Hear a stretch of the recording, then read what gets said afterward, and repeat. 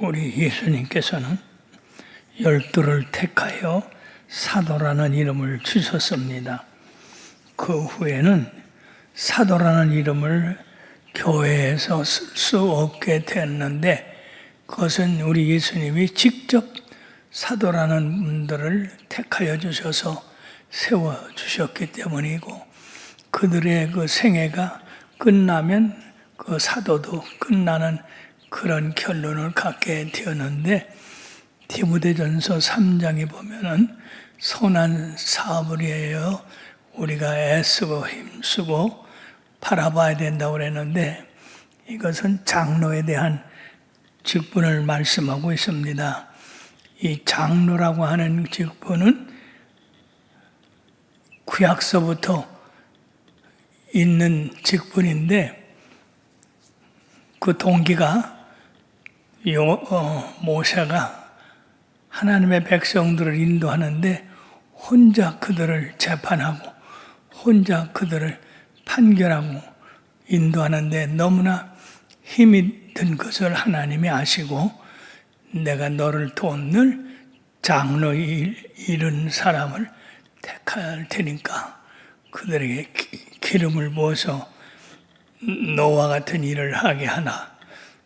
즉 250만이나 되는 사람들이 매일 다투고 싸우고 자기의 이익을 갖다가 계산하고 그런 일을 갖다가 모세에게만 갖다가 판결을 하게 하니 모세가 감당할 수가 없어서 하나님 앞에 간구하니까 하나님이 70인 장로를 세우라 해서 각 지파에서 재능이 겸비하고 하나님의 일을 두려워하고 부당한 이득을 취지 않는 이런 선한 70명을 택해서 하나님께서 직접 기름을 부어가지고 모세 같은 그런 영이 그들에게 임하게 됨으로써 70인 장로가 생기게 된 것입니다. 원래 장로라는 것은 나이가 많은 분이라 그 의미예요. 왜 그러면은 이 장로가 나이 많은 분들이냐? 세상 경험 많이 했잖아요. 사람들 많이 다뤘잖아요. 그래서 노인이 됐잖아요. 그러니까 이 사람을 알아볼 수 있고 인간관계에 여러 가지 요소들을 알 수 있기 때문에 이 장로들은 나이가 많은 그런 분들로 이렇게 택하였는데, 원래는 우리나라 같은 경우에는요, 각 동리마다 이 장로란 역할을 하는 분들이 한 분씩 있어서요. 그분들은 나이가 많고 경험이 있고 또 인생의 삶을 정직하고 바르게 산 사람들, 그래서 자연적으로 그 사람들을 장로로 인정을 했습니다. 그러면 그분들은 동리 사람들을 갖다가 아주 인자하게 잘 다뤘어요. 그래가지고 동네에서 문제가 일어나면 재판관이 아니지만 재판관처럼 판결을 하고 옳고 그름을 갈라놓음으로써 그들이 그 말씀에 동조를 하고 순종을 하고 그래서 동네가 편안하고 했습니다. 그러므로 이 훌륭한 장로가 있는 그런 동네, 그런 지역은 아주 평안했어요. 왜? 그분이 이 인생의 삶을 잘 살아서 판단을 잘 해주니까 어림없었는데, 젊은 장로가 있어서 자기 마음대로 뜻대로 하면은 동네가 시끄럽고 싸움이 일어나고 결과가 안 좋은 그런 일이 있었습니다. 근데 이 베드로는 처음서부터 장로가 되어서 하나님의 귀한 아들과 함께 동행을 했다 했습니다. 베드로 같은 그러한 장로 직분을 받아가지고 주님과 함께 동행한 사람들이 결국 많지 않습니다. 또한 이 베드로는 주님과 함께 고난을 받았다라고 그렇게 얘기했습니다. 그럼으로써 이 베드로의 이 장로직은 대단히 권위가 있고 위엄이 있고 그리고 역사적인 그런 전통을 가진 장로직이 되는 겁니다.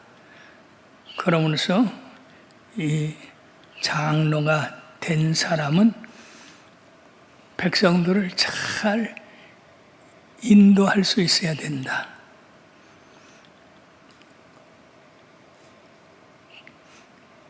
그래서 이 장로는 지금의 이 목사들과 그 당시에는 이게 섞여져 있었어요.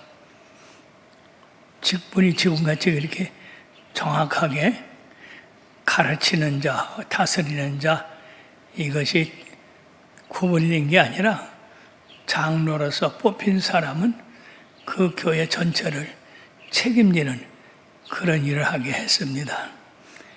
그러므로 베드로는 자신이 예수님께서 받으신 그 고난의 증인이 된다. 그러므로 이 베드로의 말, 베드로의 서신에게는 큰 위험이 있게 되는 것입니다. 그리고 베드로는 장차 우리 주님이 영광으로 나타나실 때 나도 그 영광에 참여할 자라고 말씀하고 있습니다. 우리가 계시록에 보면 12 제자들의 그 진주문 또 기초석 뭐 이러한 훌륭한 예루살렘의 그 아름다운 모습에서 기초가 되고 문이 되고 영광이 되는 그런 일들을 하게 됐는데 베드로는 하나님의 양머리를 치는데 주님으로부터 명령을 받았다 하는 겁니다. 특히 베드로는 예수님이 부활하신 후에 할 일이 없어서 그 제자들과 함께 우리 고기 잡으러 가자. 그래서 7명의 제자들이 고기를 잡으러 가서 밤새도록 잡았지만은 고기 잡힌 것이 없었습니다. 그때 해변가에서 얘들아 너희들 고기 잡힌 거 있느냐? 없나이다. 그물을 배 오른편으로 던져봐라. 그래서 그물을 배 오른편 던졌더니 153마리가 걸렸어요. 이때 요한은 주님이시다. 그렇게 했을 때 베드로는 그대로 물에 뛰어들어서 헤엄을 쳐 주님 앞에 갔던 겁니다. 참 이 제자들의 특징이 있죠. 사도 요한은 다른 사람보다 앞질르는 그런 영감을 가졌습니다. 다른 사람이 고기 잡힌 것만 관심을 가지고 있을 때 이미 이 사도 요한은 주님이시다. 주님을 알아봤습니다. 그리고 베드로는 성질이 급해가지고 주님 앞에 가는 걸 그냥 배로 줘서 도착하는 것보다 뛰어들어가가지고 헤엄쳐서 먼저 도착을 해서 예수님께서 가져온 고기로다가 숯불에 구워 그들을 먹이며 아침을 끝냈는데 주님이 일어나셔서 이제 걸어가실 때에 그 제자들도 함께 걸어갔습니다. 그때 이상하게 예수님께서 베드로에게 시몬의 아들 요한의 아들 시몬아 네가 정말로 나를 사랑하느냐? 주님 그렇고 말고요. 내가 주님을 사랑하는 줄 주님이 아시나이다. 다시 한번 내 양을 먹이라 그러셨는데, 두 번째 또 이 베드로에게 요한의 아들 시몬아, 나를 이 모든 사람들보다 더 사랑하느냐? 주여 그러하여이다. 제가 주님을 사랑하는 줄 주님께서 아시나이다. 그러냐? 그러면 내 양을 치라. 세 번째 또 똑같은 질문을 했을 때 베드로는 그 옛날 주님을 위해 죽고자 했던 그런 결심이 그 밤에 주님을 모른다고 거절한 걸로 기억이 돼서, 주여 그러하외다. 내가 주님을 사랑하는 줄 주님은 아시나이다. 그러나 내가 자신할 수는 없습니다. 왜? 나는 인간이라 어느 때 어떻게 또 변할지 모르니까. 그렇지만은 내가 주님을 사랑하는 것만은 변함이 없습니다. 그때 똑같이 예수님께서는 내 양을 먹이라 그러셨습니다.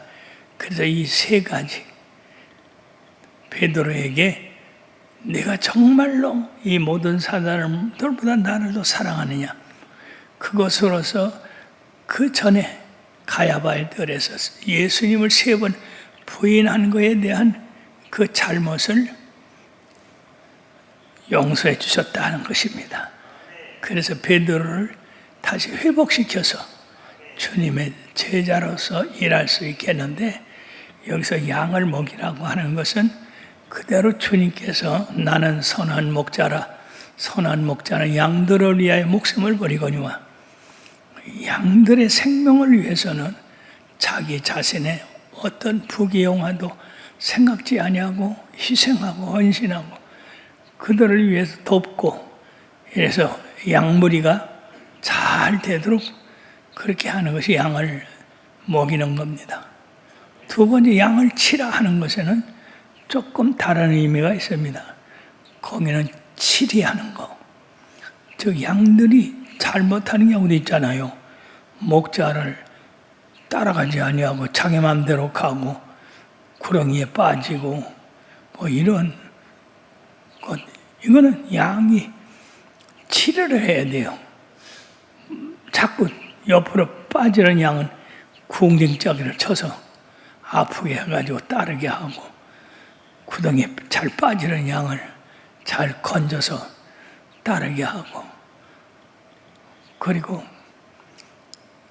양들에게는 꼭 이 늑대, 이리 이런 것들이 따라다니게 되는데, 그런 데서 이 목자의 눈은 예리하게 해가지고 그 악한 무리들이 양을 늑탈하지 못하게 그렇게 하는 일, 치리하는 일입니다. 오늘날도 똑같이 목자가 되고 장로가 되어서 교회를 잘 다스리고 가르치고, 그리고 선한 우리 예수님, 나는 선한 목자라.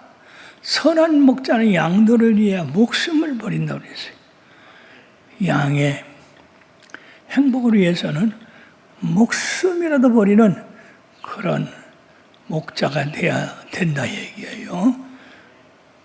그러면서 이 초대교회의 장로들은 대개 목사나 장로나 감독이나 이게 다 같은 의미로 쓰여졌는데, 이 양을 먹일 때는 예수님같이 선한 목자는 양들을 위하여 목숨을 버리거니와, 삭구는 그렇지 아니하니 이리가 오는 것을 보면 저는 양을 두고 도망치느니라.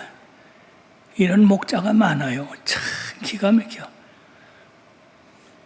대구에 있을 때, 대구가 아니라 월남에 있을 때 목자가 떠나는으로 말미암아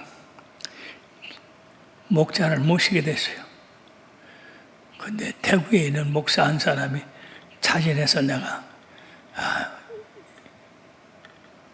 양을 잘 치는 목자가 되겠다고 왔어. 그래서 재미있게 한두 달 이렇게 목회를 하는데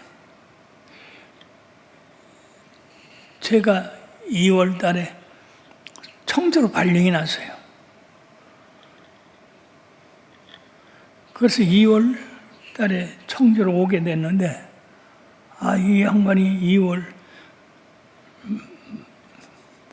중순에 와서 나 갈랍니다 그러더라고. 목사님 여기 언제 며칠 된다고 가느냐고. 더구나 지금 여기 양들은 목자가 없어가지고 아주 사모하고 기다리는 그런 판인데 이제 정이 들고 이제 같이 하나님 일 잘하기로 작정을 하고 했는데 왜 가냐고. 그때 내가 가니까 간대야. 이러지 세상에. 그게 목사야? 집사 하나가 간다고 해서 가? 내가 나가면 여러 가지 이제 11조라든지 뭐 감사원금이라든지 교회의 재정이 많이 어려워지니까 여자가 이스나 만나라는겨. 이게 손 싹군이지 이게 아주 도둑놈 중에 도둑놈이야. 그래 세상에 그런 목자가 있더라고. 성경에만 그만 뭐 이리가 오는 것을 보면 자기 생명을 위해 도망간다고 그러는데 그런 사람이 있겠어요. 또 양을 치되 정말 쌍만 바라보고 치는 사람이 있어요. 즉 사례비를 주면 목사 노릇을 하고 사례비를 못 주면 갚버리고. 그런데 사랑하는 여러분, 참된 목자는 사례비를 위해서 있는 게 아니에요. 양의 영혼의 생명을 생각하고 목자 노릇을 하면 자연히 목자의 그 우유나 젖이나 털은 나게 돼 있는 거예요. 양들이 주게 돼 있어요. 그러나 그것만 생각하고서 이 목자 노릇을 하는 사람에게는 그게 없을 수가 없어요. 양들이 그걸 알아. 저 목사는 우리를 위해 정말로 생명을 버릴 목사냐 아니면 어려우면 도망갈 목사냐. 벌써 이걸 알아가지고 자기들 신앙생활에도 영향을 끼친다는 겁니다. 그럼 사랑하는 여러분, 우리가 높은 사람이 되는 건 참으로 사모할 만한 일이에요. 바울도 사모할 것이라고 했습니다. 그러나 사모만 해가지고 목자가 된다는 것은 자칫 잘못하면 어려운 일이 생길 때 그 어려운 일을 손 놓고 양이 이리에게 찢기든지 늑대한테 물려가든지 상관도 없이 다 자기의 생명만 이렇게 생각하는 사람들이 있어요. 너무나 인간적이고 너무나 배신적입니다. 그러니까 하나님께서 세우신 목자들은 하나같이 예수님의 요한복음 10장 11절에 나는 양들을 위하여 목숨을 버리거니와 나는 선한 목자라 선한 목자이기 때문에 양들을 위하여 내 목숨을 버리거니와 사건은 그렇지 아니하니 이리가 오는 것을 보면 버리고 도망간다고 했습니다. 선한 목자가 된다는 건 보통 일이 아니에요. 다윗은 선한 목자였었습니다. 사자나 곰이 와서 그의 양새끼를 물어갈 때에 세상에 자기의 목숨도 생각하지 아니하고 그 사자와 곰과 싸워서 양을 그 이빨에서 그 발톱에서 건져냈었다고 했어요. 이게 보통 일입니까? 이게 보통 일이 아니거든요. 자기 생명을 내놓은 거거든요. 그렇기 때문에 하나님이 이세 아들 다윗을 만나니까 내 마음에 합한 자라 내 뜻을 저에게 알리리라 말씀하셨고, 그래서 이 교회에 보면은요, 이 장로들이 많이 있는데 요새는 장로들을 많이 세우죠. 그러나 초대교회는 우리 예수님께서 세우신 12장로들 외에 바울이 교회를 다니면서 세우다 보니까 특별히 그 훌륭한 그런 인물들이 있거든요.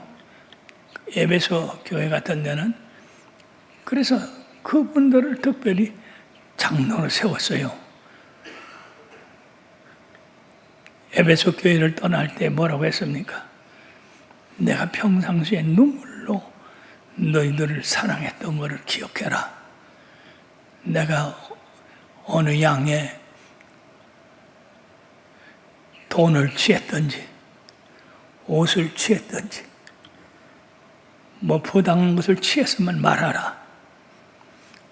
그러나 선한 목자는 여러분들이요, 양의 옷을 취한다든지 먹을 걸 취한다든지 돈을 취한다든지 그런 목자는 하나도 없습니다. 그냥 주면 주었지, 희생하면 희생했지. 가끔 보면요, 그런 목자들이 있어요. 내가 뭐가 필요한데 꼭 돈이 있으면 좋겠다. 그래가 돈을 착취하는 사람이 있는가 하면 뭐 먹을 거 있고 쓸 거 그런 거를 착취하는 사람이 있는데, 양들은 그걸 알고서 대처를 해야 되는데 자기가 목자한테 사랑받는 성도라고 생각하고서 그런 일에 협조하는 사람들 있어요. 우리 교회도 그런 사람들이 있어가지고 손해를 보고 어려운 일을 당한 일이 있는데 아주 조심해야 돼요.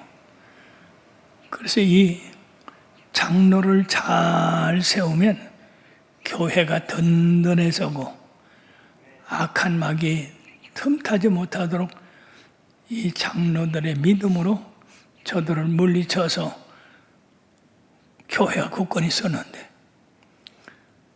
그러지 못한 사람들 있잖아요. 돈에 약하다든지 명예에 약하다든지 자기의 육을 더 구하다든지, 그래가지고 장로가 예수님을 먼저 생각하고 교회를 생각하고 성도를 생각하고 그게 아니고 먼저 자기 욕심을 생각하는 게, 내게 어떤 유익을 되느냐, 내가 어떤 명예를 얻느냐, 내가 어떤 권세를 가지느냐, 이런 것에 관심을 갖는 사람들이 있어요. 그렇기 때문에 이 장로회 때 보면 벌써 다 알아. 누가 선한 장로고 누가 싹군이고.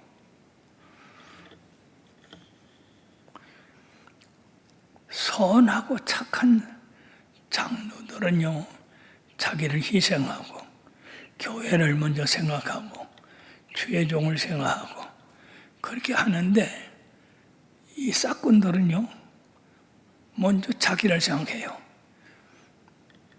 이 일을 결정하면 내가 돈을 얼마 내야 될까? 그러면 나한테 얼마나 손해가 되는데, 하나님의 일을 생각하는 게 아니라 자기의 주머니를 먼저 생각하는 사람들이 있어요. 안타깝게 그지없습니다.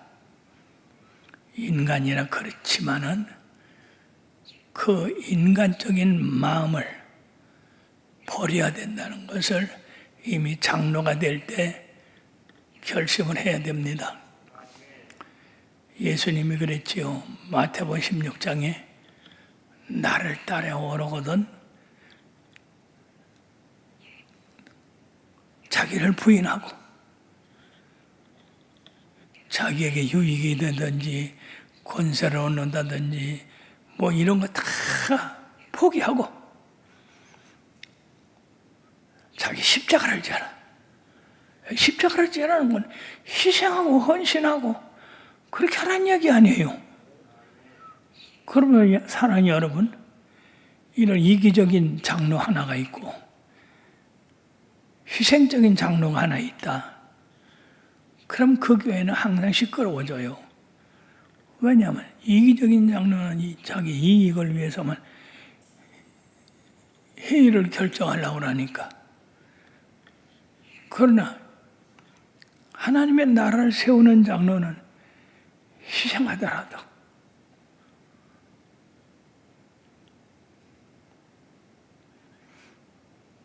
그러므로 사랑하는 여러분, 이 장로의 직분이 얼마나 중요한지 몰라요.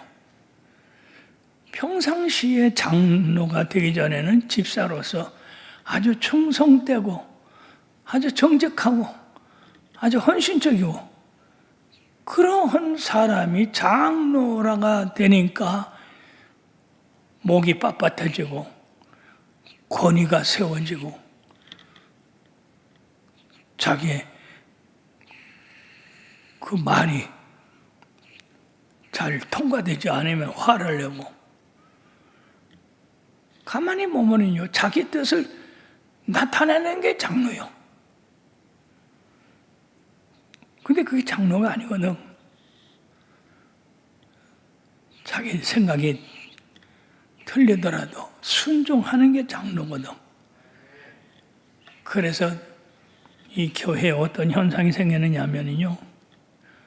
어떤 목사는 장로를 정성으로 세워서 함께 일해 나가고 함께 교회를 세워나가는 그런 목사가 있는가 하면 어떤 목사는 장로 세우자 하면은요 고개를 절레절레 흔들어. 왜 그러냐면은 문제를 일으키는 걸 가만히 봤더니 모두가 장로였더라.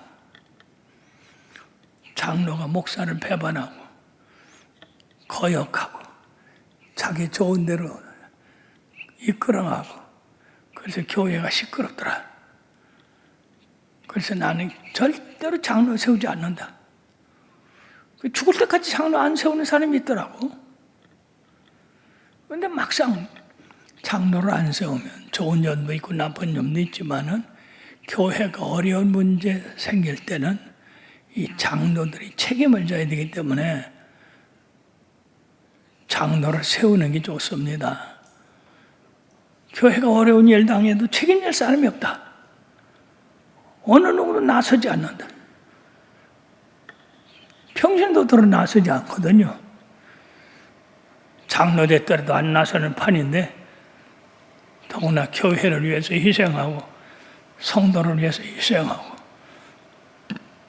장례를 위해서 희생해야 된다 하는 데는 더 안 나선다고.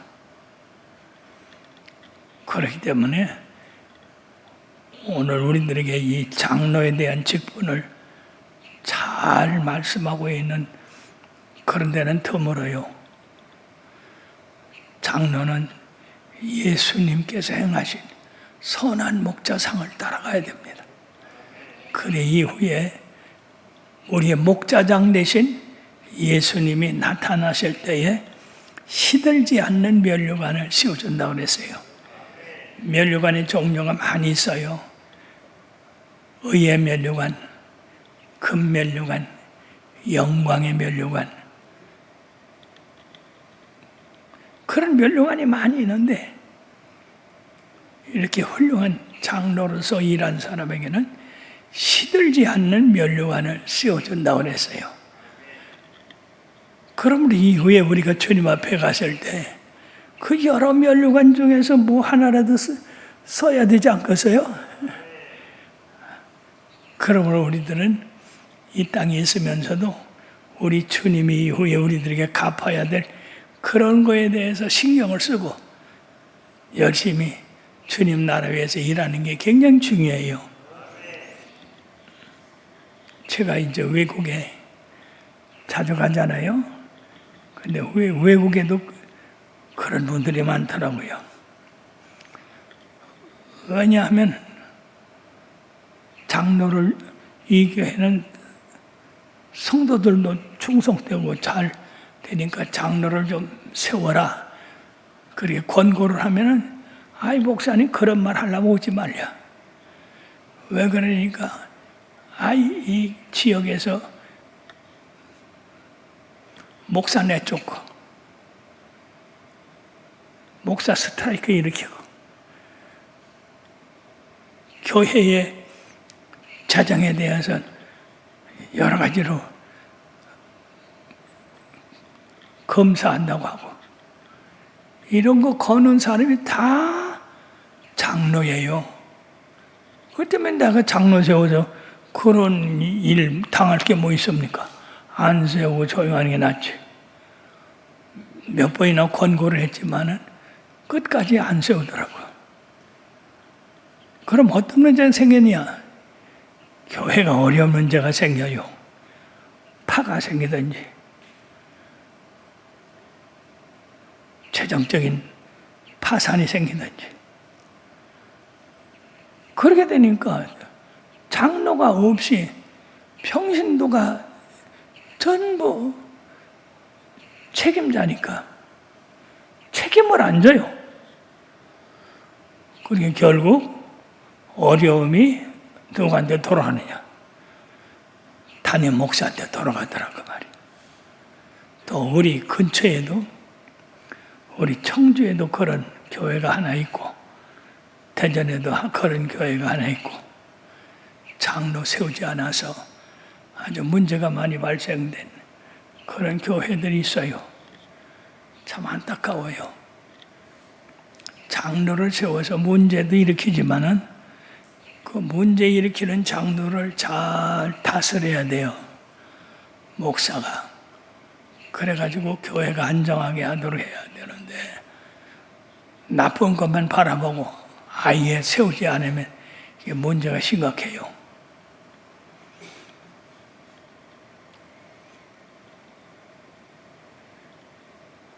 교단적으로 보면 장로교회는 장로 중심입니다. 장로들이 교회 행정을 다 책임져 나가고 있어요. 담임 목사, 청빙하는 거라든지 또 담임 목사 하는 일에 대해서 이 목사들이 장로님들 눈치를 보고 해야 돼요. 그렇지 아니고 자기 마음대로 하다가는 장로들한테 찍혀서 쫓겨나요. 장로교회 그래서 장로교회예요. 순복음교회는 첫 번부터 교리가 당회장 중심입니다. 당회장을 보필하기 위해서 장로들을 세우고 그 장로들이 당회장을 잘 보필하고 나갈 때 교회가 편안한 거예요. 만약에 장로들이 담임 목사를 거역해서 자기 마음대로 하려고 그런 거는 치리를 해야 됩니다. 그렇지 않으면 교회가 늘 불상사가 일어나요. 사랑하는 여러분이 행정도 잘 알으셔야 돼요. 순복음은 누구를 중심으로 행정한다고? 당회장. 장로계에는 장로. 그래서 이 장로계는 장로들이 아주 힘셌잖아요. 근데 순복음은 그렇진 않아요. 담임 목사 말 잘 안 들으면 제명해도 돼요.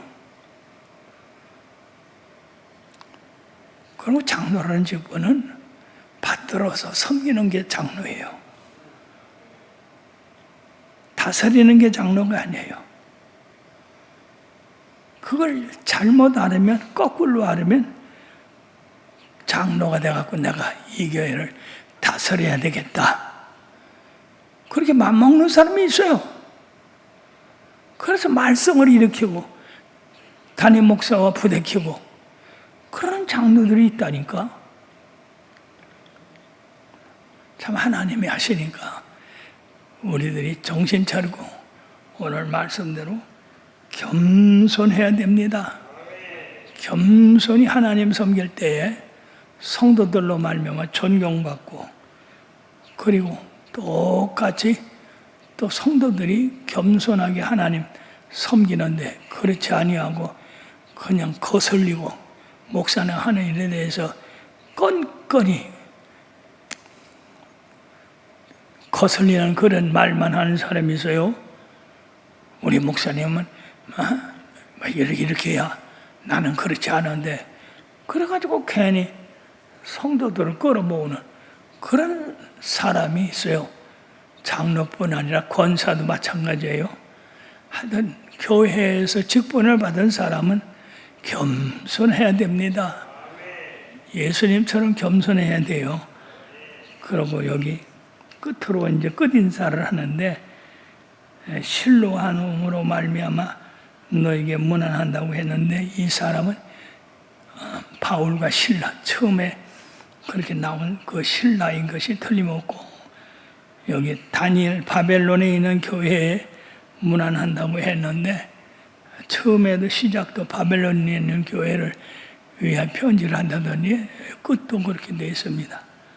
너희는 사랑의 임함으로 서로 문안하라. 그리스도를 안에 있는 너희 모든 이에게 평강이 있을지어다. 우리가 예수님을 사랑하고 예수님 말씀대로 순종할 때 평강이 있지, 그렇지 아니고 내 말 내 뜻대로 내 생각대로 하고자 하는 사람의 평강이 없어요. 거긴 다툼만 있지. 그럼 우리 잘 생각해서 주님 오실 때까지 잘했다 칭찬받는 청지기들이 되기를 주의 이름으로 축원합니다. 기도합시다.